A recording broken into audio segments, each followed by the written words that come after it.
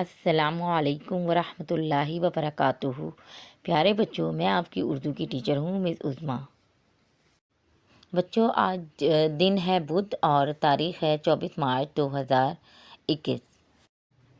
بچوں، ہمارا آج کا عنوان ہے سبق نمبر 1، حمد کے الفاظ معنی۔ ہم بیٹا صفحہ نمبر 8 پر پڑھیں گے۔ بچوں، آج ہم حمد کے کچھ مشکل الفاظ کے معنی کو پڑھیں گے اور سمجھیں گے اور یاد بھی کریں گے، ٹھیک ہے؟ چلیں جی، ہم دیکھتے ہیں۔ سب سے پہلا لفظ ہے ہمارا مولا۔ مولا کا مطلب ہوتا ہے بیٹا مالک، آقا، ٹھیک ہے؟ مولا کا مطلب مالک یا آقا۔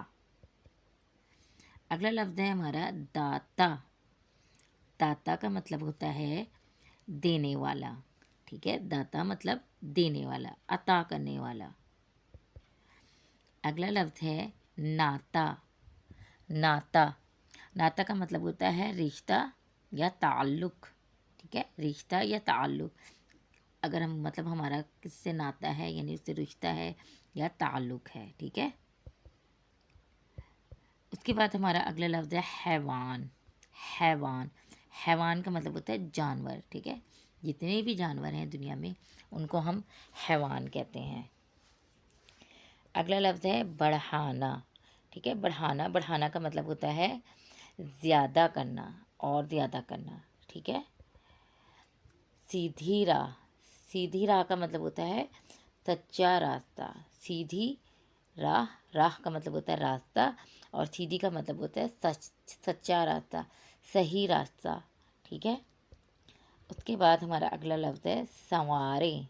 سنواریں کا مطلب ہوتا ہے اچھا بنائیں، خوبصورت بنائیں، سجانا، سنوارنا، بنانا، ٹھیک ہے؟ اگلا لفظ ہے ہمارا جانوارنا۔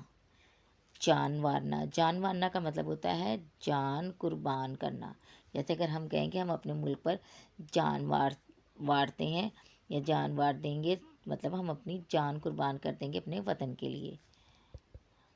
اگلا لفظ ہے محتاج۔ محتاج کا مطلب ہوتا ہے ضرورت مند، یعنی کوئی بھی شخص جو محتاج ہو کسی بھی طریقے سے وہ ضرورت مند کہلاتا ہے، ٹھیک ہے؟ اس کے بعد ہمارا اگلا لفظ ہے بھٹکے ہوئے۔ بھٹکے ہوئے کا مطلب ہے راستہ بھولے ہوئے۔ بھٹک جانا یعنی راستہ بھول جانا، اپنے راستے سے ہٹ جانا، ٹھیک ہے؟ بھٹکے ہوئے مطلب جو راستہ بھول جائیں، ٹھیک ہے؟ تو بیٹا آپ لوگوں نے یہ الفاظ کے معنی یاد کرنے ہیں اور ان کو رف کاپی پہ اس کی پریکٹس کر کے آپ نے مجھے اس کی تصویر بنا کر جی سوٹ پر سینڈ کرنی ہے، ٹھیک ہے؟ اپنا بہت خیال رکھیے گا۔ شکریہ، اللہ حافظ۔